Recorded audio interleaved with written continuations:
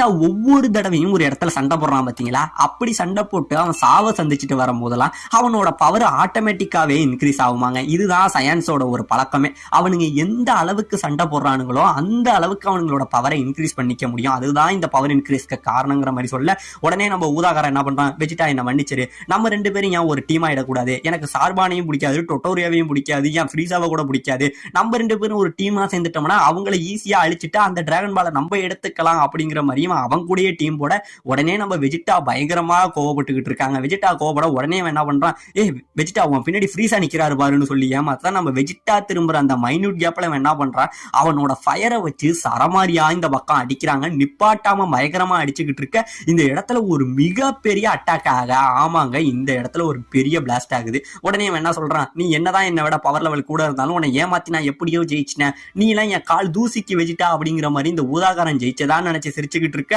உடனே நம்ம வெஜிட்டா சைட்ல வந்து, என்னப்பா உன்னோட விளையாட்டு எல்லாம் முடிஞ்சிட்டா, இவ்வளவுதான் உன் பவர்